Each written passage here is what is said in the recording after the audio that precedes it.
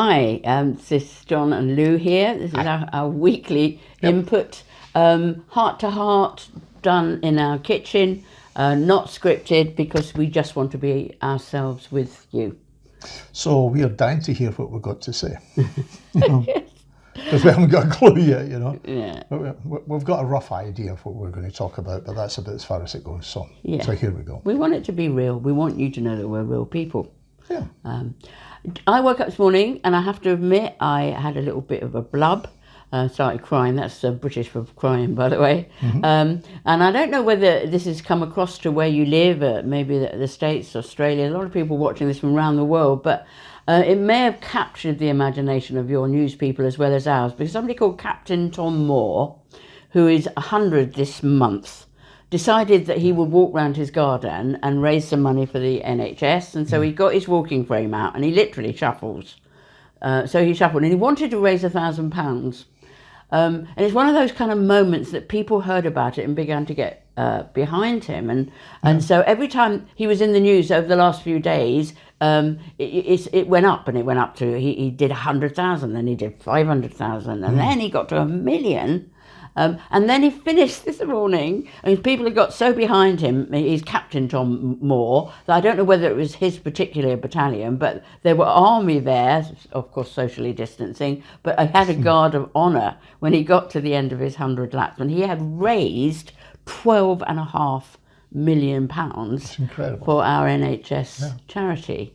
And it's entered people's kind of heart, I think. And it's one of those things that just sort of captured people. Yeah. It's really amazing. Okay, this is the quote from his daughter, Hannah.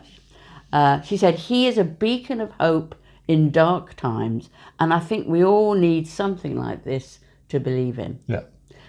And we were talking, weren't we, this morning about kind of what he symbolises. Yeah. What is it about him? Why have people got behind him? Why have they just sort of, why this sort of modest enterprise of trying to raise £1,000 end up with £12.5 million, and people all around the world following this exploit? I mean, why did that happen? You know? And the only real thing that we can think of is it's a kind of David and Goliath moment. He's David, and the coronavirus is Goliath.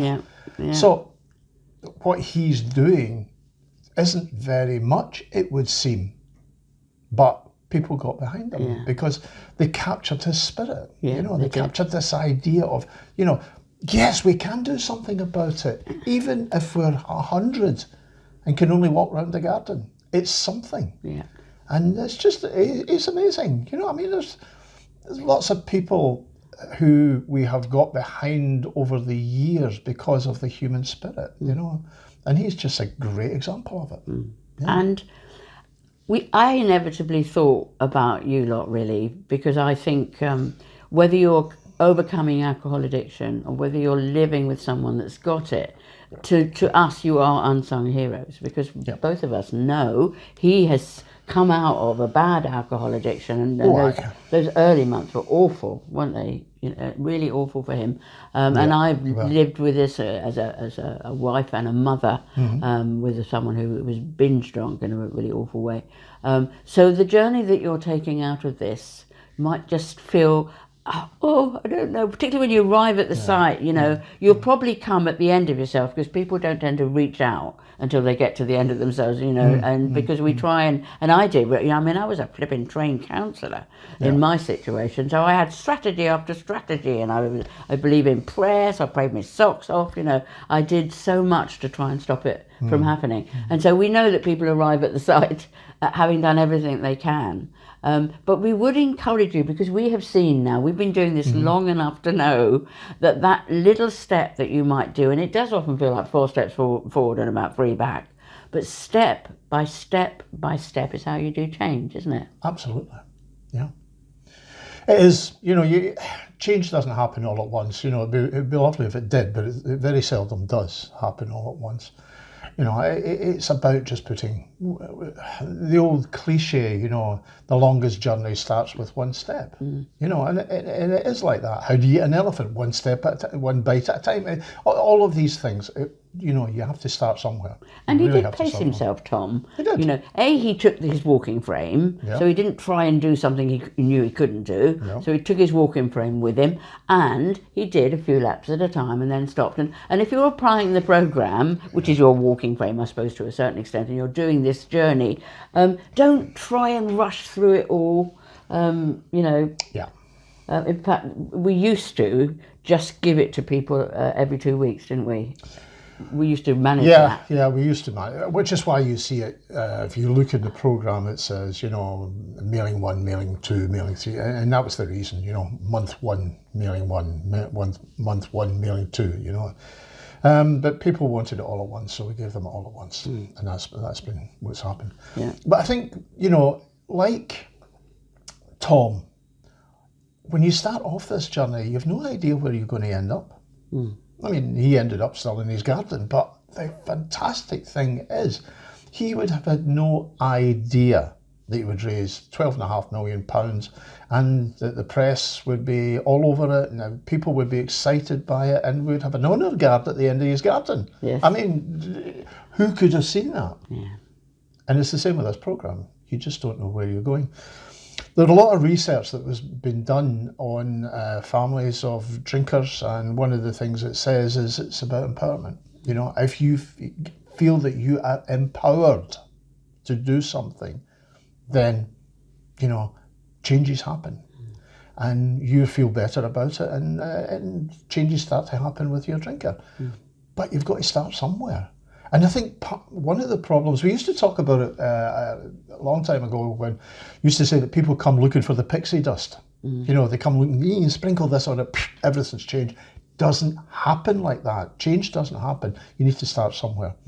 Now, one of the things I find quite exciting at the moment is that, you know, and I'm talking to families of drinkers just now, not the drinkers, the forum is beginning to get quite exciting at the moment, you know. And people in there are starting to talk about small changes, and now small changes, how they're changing their lives, you know. And that's what it's all about. It's about the small changes that change your lives, you know. And I think that this is one of the things that's really touched me about lockdown. We're in England, we're all in lockdown, and we're in self-isolation because I have asthma and John's got a bit of COPD. So we were told that we actually had to stay inside, so we're obediently staying inside. But what is happening in our society, which is really touching, of course there's cock-ups. I mean, nobody has got a blueprint of how to handle this, you know, so some stuff that the government's doing working, some stuff's not working quite so well, and they'll have to change it, you know, so we're all on a roller coaster. But what is really touching and obvious is that society is trying to protect the vulnerable and the weak. And like we have parcels now, and people are finding and targeting, literally in a lovely way, the weak and the vulnerable, making sure they're okay, making sure medicines are brought to them, making sure that they get what they need. And I think we should be like this all the time, but it is lovely that this spirit of compassion and help in the midst of all this awfulness is really rising up in people. And again, talking about the chain of care, we've kind of seen it in action around here, that there is that people, you know, are establishing chains of care. So do it in the forum. If I could tell you the pride that we feel when people help each other, we're like flipping two parents with young babies, aren't we? I mean, we are so proud when it happens. Come see this, come read this one. Oh, what is this one? And sometimes you say nice things to us too, and that's really lovely because, you know, it means a lot that we're able to help, because that's what kind of... It means a lot, but it's less important. What we really are proud of is the fact that people are helping people. Absolutely. That's what we're really proud of. You absolutely. know? And we're proud of you. Yeah. You know. We are. You. I think it's fantastic. Yeah. You know? To us, you are Tom Moores, you know, all the time doing these laps, you know. Because we care. We care about you. You know, you're important to us, you know. And this is our way of trying to help. You know, this is our way of trying to give something back, is to actually be here for you. And John, we're passionate about that. Oh, aye. I'm passionate about it because I did all this on my own, and it was awful going through this by yourself, you know. We do care because we've been there. We'll prove it because we've been here for, it's coming up 12 years we've been doing this. Yeah. 12 years. So if we didn't care, we wouldn't have lasted 1 year. No. But we're still here. Yeah. Yeah. So come, because our heart is to help you. Remember the chain of care. The chain of care, I think we talk about from time to time. It is about helping each other. Financially, we don't want you to invest and donate if you're not getting any help. We've got no interest in that. The whole point about our chain of care is just if you are getting help, somebody in 6 months' time in exactly the same position as you will arrive at our site needing the same help. And so our plea in the chain of care is, if you are getting help, would you donate? And we have no idea who does it or how much. I mean, I think we know how much, but we don't police it in any shape or form. Yeah. But we do encourage you to do it because you're investing in somebody else's help. Yeah. And we promise you every single penny that you give goes back to helping other people. But we do encourage you to do it. I think particularly in the... sorry, am I talking too much? Probably. No. How could I ever say that about you, dear?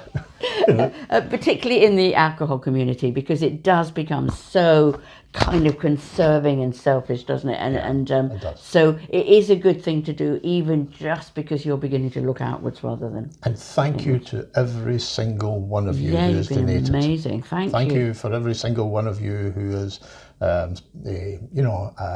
posted in the forum, who's encouraged other people, because that's happening at the moment. People are encouraging other people. And that's part of the chain of care. It is. Chain of care is just thinking about other people and providing for their needs. Now, whether that be emotionally, psychologically, physically, or alternately, financially, these are all bits of the chain of care. Yeah. And if you're listening to this, because we're going to put this on the outside of the site as well as for the members, I've lived with the drinker. John was given 6 months to live when he was 33 because he was a bad drug addict and alcoholic. Yep. This site is for you. If you've come looking for help, it is free. Yep. There's a program that you can apply in your own time, in your own way. There's a forum where you can get support. It's completely confidential. Sure. And we're here for you, Bottled Up and us.